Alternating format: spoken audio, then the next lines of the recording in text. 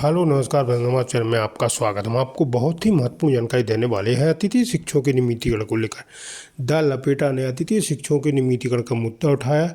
मध्य प्रदेश के सभी जिलाध्यक्षों से और प्रदेश अध्यक्ष से पूछा है कि क्या समस्या है और सरकार अतिथि शिक्षकों की मांगें क्यों नहीं मान रही है और किस तरीके से अतिथि शिक्षकों की मांगें मानी जाएगी।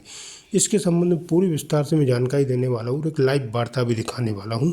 अतिथि शिक्षक के प्रदेश अध्यक्ष हैं, उनने क्या कहा है और द लपेटा ने क्या मुद्दा उठाया है। आप वीडियो में बने रहे, वीडियो पूरा देखें। वीडियो अच्छा लगे तो आप लाइक करें और चैनल को सब्सक्राइब जरूर कर लें ऐसी न्यू अपडेट पाने के लिए। में अतिथि शिक्षकों का बहुत बड़ी महती भूमिका है। याद कीजिए, जब भोपाल में चुनाव के पहले महापंचायत हुई थी, तब खुद मंच से उस वक्त के मुख्यमंत्री शिवराज सिंह चौहान ने कहा था कि अतिथि शिक्षकों का जो योगदान है, जिस आपात स्थिति में उन्होंने मध्य प्रदेश की शिक्षा व्यवस्था को संभाला, उसे भुलाया नहीं जा सकता, उससे नकारा नहीं जा सकता। लेकिन जिस तरीके से उसके बाद महापंचायत में बहुत सारी घोषणाएं हुई, एक लंबा आंदोलन, और उसके बाद प्रदेश के लगभग 1 लाख से ज्यादा अतिथि शिक्षकों को जो भरोसा दिया गया, वो उसके बाद चुनाव होने के बाद में सियासी फेरबदल था, घटनाक्रम था, मुख्यमंत्री शिवराज सिंह चौहान नहीं रहे, लेकिन बतौर की हुई मुख्यमंत्री उनकी घोषणाएं वो भी अमल में नहीं आई। इसके चलते अतिथि शिक्षक खुद को ठगा हुआ महसूस कर रहे हैं। इसके पहले भी एक लाइव में तमाम अतिथि शिक्षकों ने अपनी पीड़ा व्यक्त की थी। तब उन्होंने संवाद के जरिए कोशिश की थी कि सरकार को याद दिलाएं कि चुनाव के पहले आपने क्या क्या घोषणाएं की थी और किस तरीके से जैसे जैसे अतिथि शिक्षकों की नौकरी जा रही है, पद भरते जा रहे हैं, उनकी नौकरी चली जा रही है। और अब अतिथि शिक्षक आर पार के मूड में है, एक बड़े आंदोलन की तैयारी है। क्या ही आंदोलन, क्यों नाराज है, क्या है मांगे, इसी तमाम बातों को लेकर हमारे साथ अतिथि शिक्षक संघ के तमाम पदाधिकारी जुड़े हैं और इस लिंक के जरिए आप तमाम हमें देखते हैं, काफी की तादाद में शेयर करते हैं। आगे बढ़े उससे एक छोटी सी गुजारिश, आप देखते हैं बहुत बड़ी तादाद में है, लेकिन एक छोटा सा सपोर्ट हो जाएगा हमारा अगर आप सब्सक्राइब करेंगे, ज्यादा से ज्यादा लोगों से, अपने रिश्तेदारों से सब्सक्राइब करवाएंगे, ताकि कम से कम जो हम आपकी बात को बहुत दमदारी और बेबाकी के साथ उठाते हैं, तो हमें भी इसका हौसला मिलेगा। चलिए बातचीत की शुरुआत करते हैं। केसी पंवार साहब, आजाद अध्यापक संघ अतिथि संघ के प्रदेश अध्यक्ष, हमारे साथ जुड़े हैं और साथ में आपके सहयोगी पूरे प्रदेश से हमारे साथ जुड़ेंगे। पंवार साहब नमस्कार। मुझे आपको मैं जी नमस्कार। मैं एक बात बताऊं, मुझे अच्छे से याद है कि आप सब लोग महापंचायत के लिए निकल रहे थे। उसके हमने 2 दिन पहले लाइव किया था और मुझे कम से कम अपने आप में सुकून मान रहा था कि कम से कम इस मसले पर तो ये आखिरी लाइव होगा। मुझे ऐसा लग रहा था, आपने भी कहा था कि चलिए, बड़े खुश थे और महापंचायत के लिए कहा था कि मैं भी निकल रहा हूं, प्रदेश के तमाम साथी वहां पर जुट रहे हैं और बड़ी प्रसन्नता के साथ आपने कहा था कि धन्यवाद, आपने जो हमारा साथ दिया, हमारी लड़ाई एक मुकाम तक पहुंच गई है और महापंचायत में बहुत नहीं, लेकिन हाँ उतनी हमारे लिए हो जाएंगी घोषणाएं कि जिससे कि हम हमारे साथ इंसाफ हो जाएगा।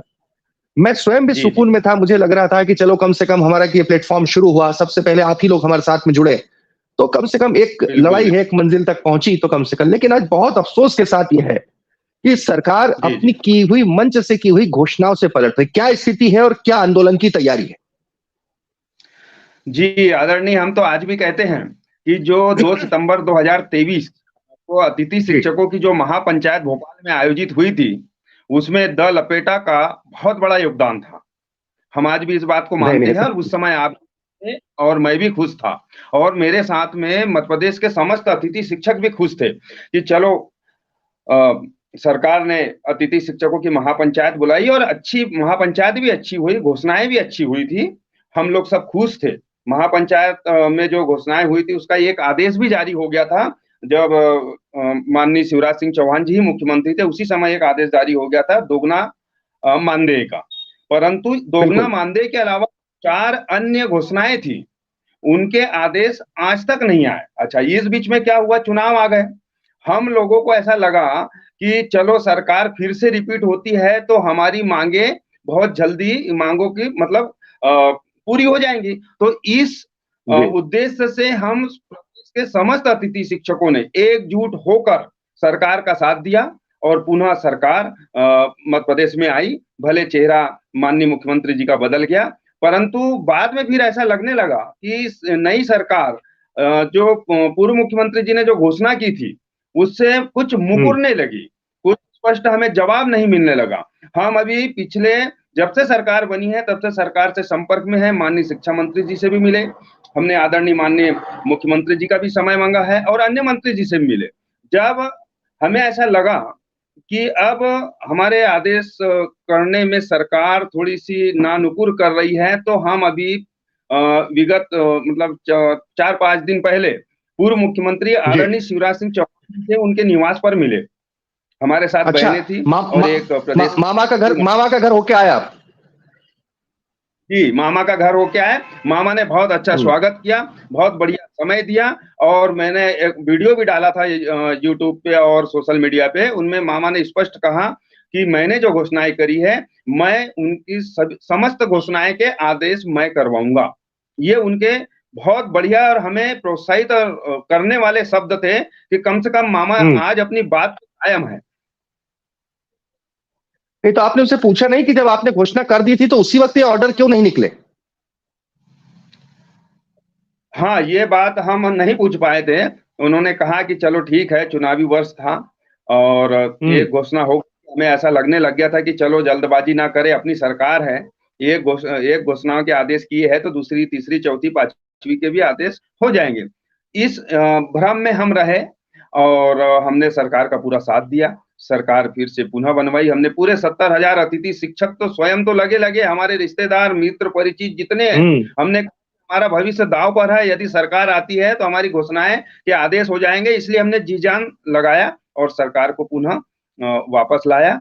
परंतु सरकार आज हमारे आदेश करने में थोड़ी सी नानुकुर कर रही है, इसलिए हमें कल 13 फरवरी को पूरे 55 जिलों में एक बार ध्यानाकर्षण रैली और ज्ञापन करना पड़ा। अन्यथा हमें कोई जरूरत नहीं थी। जब घोषणाएं हो गई, अगर उनके आदेश हो रहे हैं तो हम सरकार के साथ थे, सरकार के साथ आए।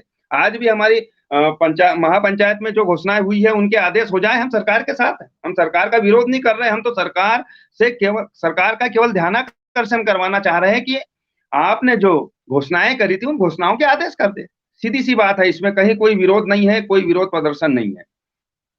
वर्तमान सरकार से आपका कुछ संवाद हुआ? मोहन सरकार के किसी मंत्री से, शिक्षा मंत्री से? आदरणीय शिक्षा मंत्री जी से हम उनके निवास पर मिले। उन्होंने कहा, उस दिन शायद शिक्षा मंत्री जी की स्कूल शिक्षा विभाग के अधिकारियों के साथ पहली बैठक थी। उन्होंने कहा कि देखो, विभाग मुझे नया-नया मिला है और आज आप लोगों के विभाग की और अपने विभाग की पहली बैठक है और हम उसी दिन मुलाकात करने और स्वागत करने चले गए थे, तो उसके बाद अभी हम नहीं जा पाए हैं। अभी हम पुनः कोशिश करेंगे कि कल 13 का कार्यक्रम निपटाने के बाद हम भोपाल जाएँ और माननीय शिक्षा मंत्री जी, माननीय मुख्यमंत्री जी से मिलने का पुनः प्रयास करेंगे और माननीय पूर्व मुख्यमंत्री जी आदरणीय शिवराज सिंह चौहान जी से भी मिलेंगे। तो कल जो 13 तारीख के आपके आंदोलन की क्या रूपरेखा है? हमारे आंदोलन की रूपरेखा केवल एक सूत्री मांग की है। हम समस्त 55 जिलों के अतिथि शिक्षकों ने ऑनलाइन बैठक करके उनके पदाधिकारी, जिला अध्यक्ष जो है उनसे बात हुई। उन्होंने कहा कि हमें सरकार हमारी है, सरकार हमने बनाई है। अगर सरकार हमारी है और हमारी मांग को पूरी नहीं कर रही है तो हमारा उस सरकार पर हक बनता है, क्योंकि उस सरकार को बनाने में हमने जी जान लगाया है। तो हम सरकार का ध्यानाकर्षण करने के लिए हम पूरे 55 जिलों में ज्ञापन और साथ में रैली का कार्यक्रम कर रहे हैं और उसमें हम कोई नई मांग नहीं मांग रहे। हम केवल एक ही मांग मांग रहे हैं कि जो महापंचायत में जो घोषणाएं की है उन घोषणाओं के आदेश शीघ्र जारी करें।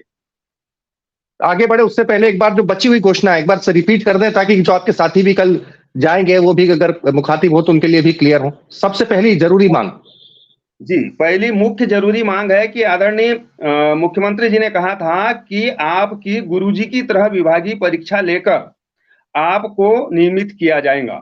दूसरी मुख्य मांग थी कि आपको शिक्षक भर्ती परीक्षा में 50% आरक्षण दिया जाएगा। तीसरी मुख्य मांग थी कि आपको बोनस अंक के रूप में 20 अंक दिए जाएंगे अधिकतम। और इन सबसे बड़ी एक मांग कि अतिथि शिक्षकों को 20 सत्र से निकाला नहीं जाएगा, परंतु उसी वो रही है, क्योंकि इस सत्र में हमारे अतिथि शिक्षकों को बाहर निकाला जा रहा है।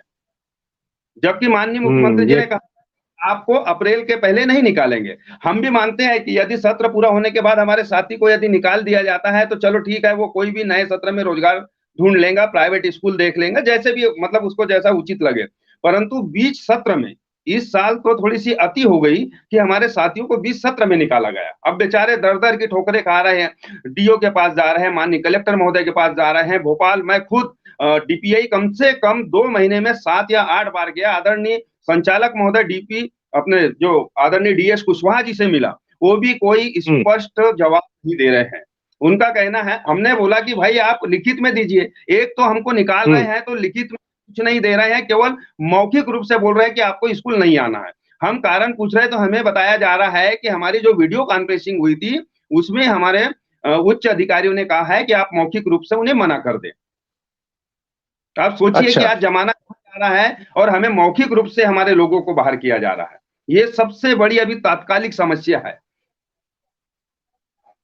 ये वाकई बहुत ही क्या कहा जा सकता है इसको लेकर, क्योंकि मौखिक रूप से कह देना कि आप कल से नहीं आइए, इसी को लेकर ही तो इतना बड़ा आंदोलन था, इतनी लंबी लड़ाई लड़ी आपने। पवार साहब हमारे साथ बने रहे, आपके और भी साथी हमारे साथ में पूरे प्रदेश से जुड़े हैं, एक बार उनसे भी चर्चा कर लेते हैं उन जिलों के क्या हालात हैं। संतोष जी हमारे साथ में छिंदवाड़ा से, और भी हमारे साथ में नरेंद्र सिंह जी परिहार साहब हमारे साथ में जुड़े हैं, काजल जी, अमिता जी हमारे साथ में जुड़ी हैं।